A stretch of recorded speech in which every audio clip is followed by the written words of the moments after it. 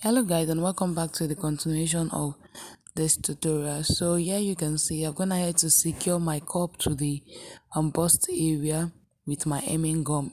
So the next thing I want to do is to attach my yoke to the front area. So I'm going ahead to secure the two nets together so that they can be one.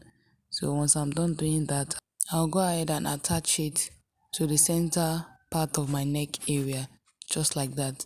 So I'm notching the center part so that it can be well centralized. So I'll go ahead and attach like that. So I'm done doing that. The next thing I want to do is to turn that neck area with my lining. So as you can see, I'm pinning my net to the lace part so that I don't sew on my net.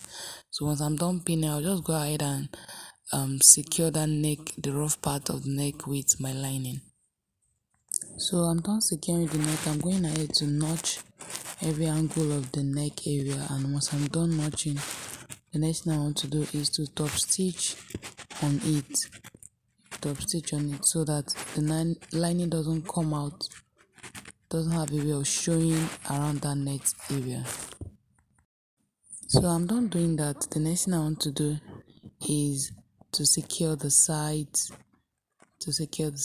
with half an inch. As you can see, I did not start from that's the end part. I came up by half an inch because I'll be attaching it to my lower part.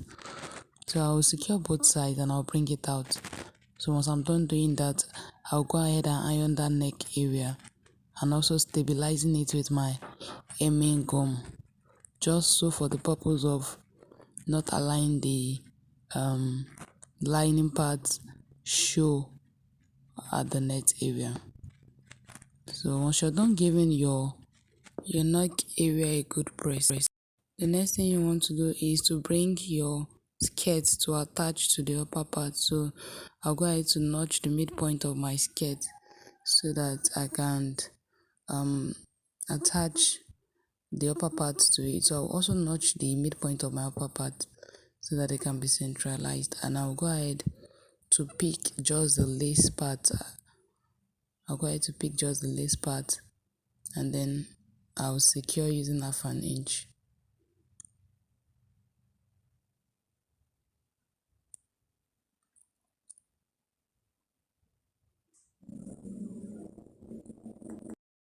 So I'm done securing the lace part. I want to go ahead to secure the lining also using half an inch. So once I'm done, I'll show you what it looks like. So I'm done securing the lining part. So the other half area that I didn't join, I'll go ahead and join it, close it up. I'll bring it out from the front so that you can see what the outer part look like. So as you can see, this is what it looks like. So I've concealed all the rough edges in between. This method is only applicable to a thick lace fabric.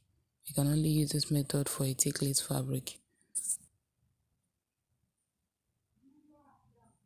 Now I'll be working with the back part, and I'm going ahead to attach a thick interfacing at that part where my eyelet will be coming in, because I just wanted to support the eyelet.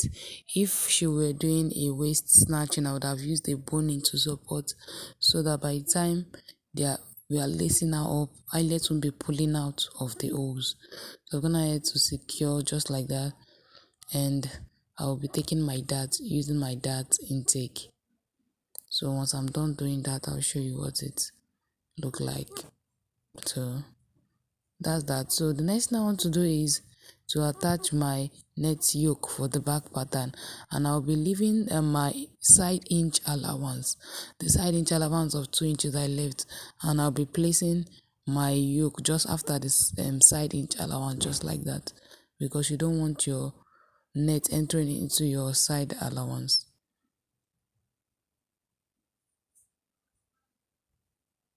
So I'll do the second part and show you what it looks like.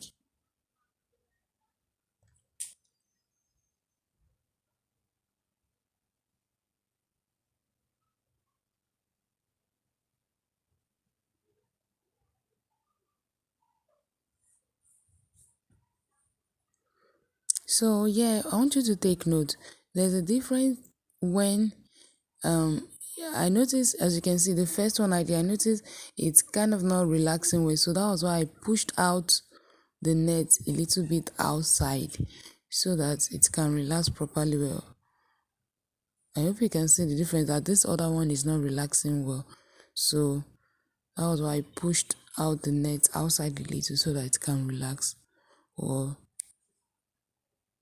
so I'm done adjusting the second part. As you can see, it's laying flat now. So I'll go ahead and turn with my lining.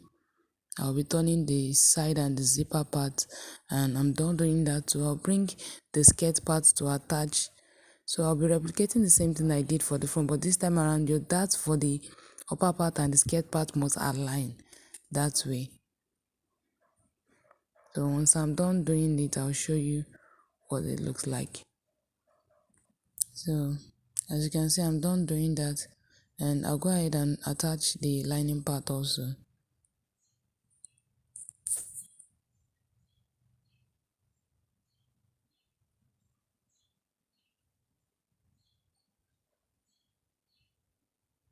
So I'm done attaching the lining part, and this is what it looks like. So the remaining parts, you go ahead and stitch just like that. Remember, that's the part where we'll be lacing up. That's why it's like that. So I'll go ahead and sew it up just like that.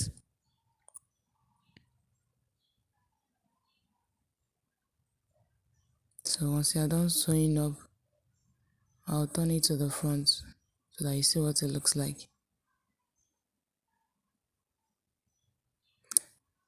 So this is the front, as you can see. So that angle area, like that L-shaped part, you can go in and notch that part so that it can relax well. So I'll go ahead and top stitch on the part where my eyelets will be coming in, like half an inch in between, so that my fabric and my lining can be stick together.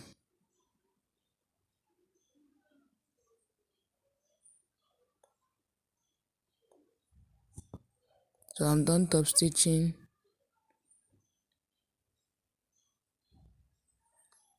So I'll go ahead and do the same thing for the second part. And this is what the inside looks like. I hope you can see that.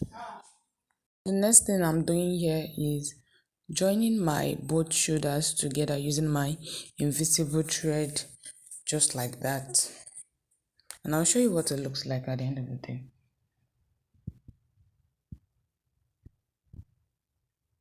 So that's it. I'm gonna have to trim off the excess. I'll do the same thing to the second part. So yeah, I've gone ahead to measure how long I want my structure sleeve to be, and then I made it slimmer towards the lower part, just like that. So, and for the other falling sleeve, I've gone ahead to cut a straight piece using the measurements she wanted. So this is what the inside of my gown looks like. So going back to my structure sleeve, I'm gonna head to cut hard gum stay to be my interfacing, and I've marked out the lines where my casing will be coming in. So here I'll just be inserting my zip to the back part of my dress using my half an inch allowance, and then I'll show you what it looks like once I'm done. So I'm done inserting my zip, and then the upper part I'll just go in and tuck in the zipper just like that. And for my structure sleeve, I'm gonna have to encase it just like that, as you can see, and I'll stabilize the other part with my sequence fabric. So I'll just place the both on each other just like that, and then I would use another half an inch to join at the both side and bring it out. So I'm gonna head to tack the structured sleeve to the dress and the other part of the falling sleeve to the other side, and I've placed my embellishment. As you can see, this is what the dress looks like on my client. She loved it so much. Thank you so much for watching to the very end. Please do not forget to hit the subscribe button below, and please give this video a thumbs up. See you in our next